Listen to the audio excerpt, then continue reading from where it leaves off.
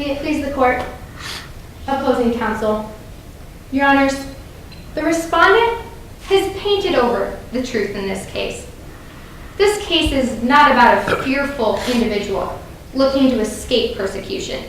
It's an attempt by the respondent, a persecutor herself, to draw your attention away from the truth.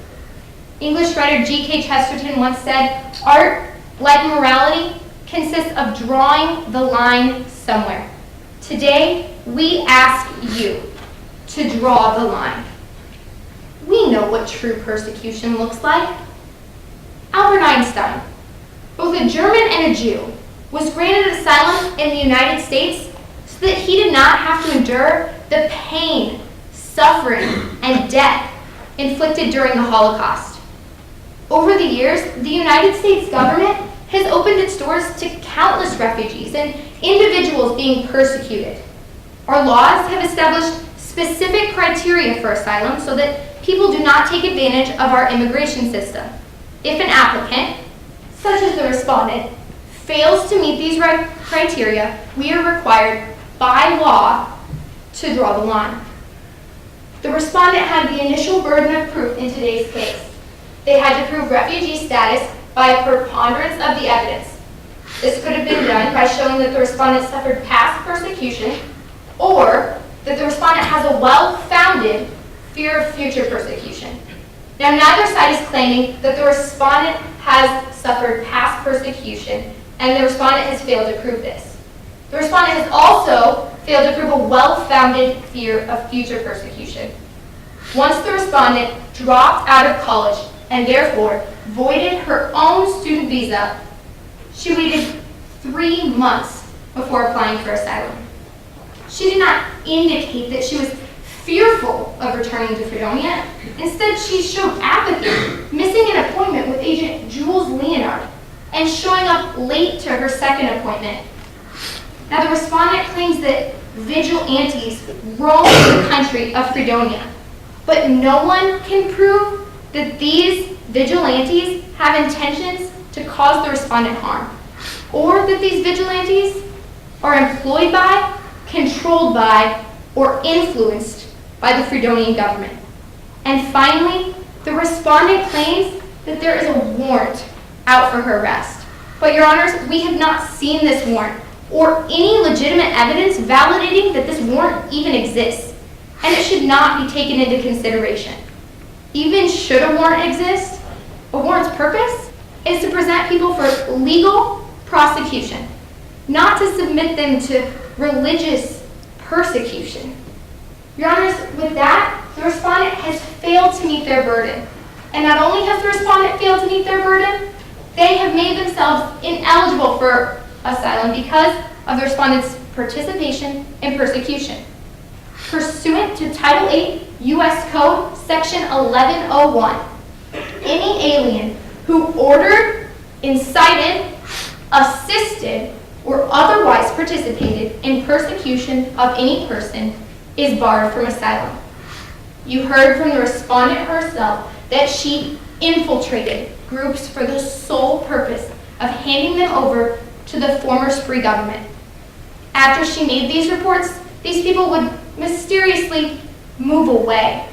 In explanation, the respondent herself doubted. In reality, the respondent's information was used to capture these individuals and submit them to persecution. Let's look at just one of these victims. Sean Gallagher. Opposing counsel's right. People should feel safe in their own homes.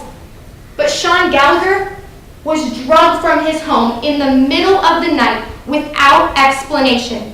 Though he was never convicted of a crime, he was held and not allowed to return home for 7 months.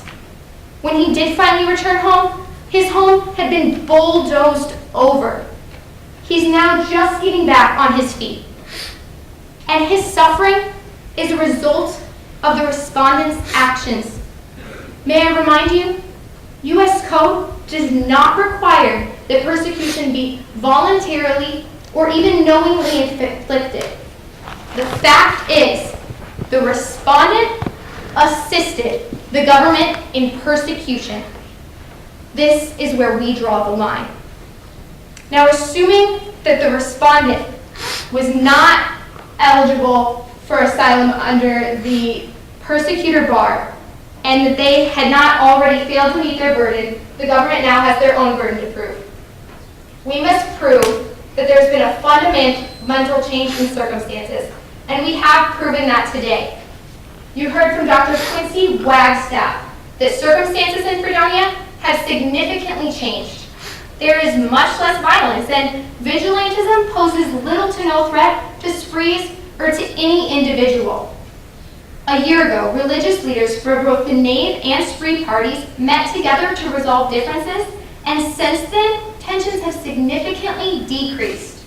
You even heard from Agent Jules Leonard that non-governmental organizations are sending volunteers back to the country.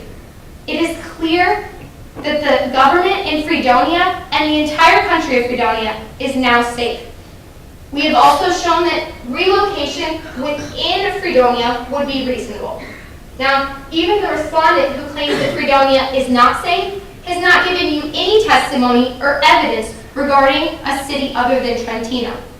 So any claim refuting relocation is simply unsupported. With that, Your Honors, we have met our burden, and the respondent now has a shifting secondary burden they must meet. They must prove through compelling evidence that the respondent will suffer serious harm upon returning to Fredonia. Serious harm is such a threat to life and liberty that civilized countries find the actions shocking and offensive. Loss of a scholarship and tough economic times are the short-term effects of a government determined to responsibly cut spending.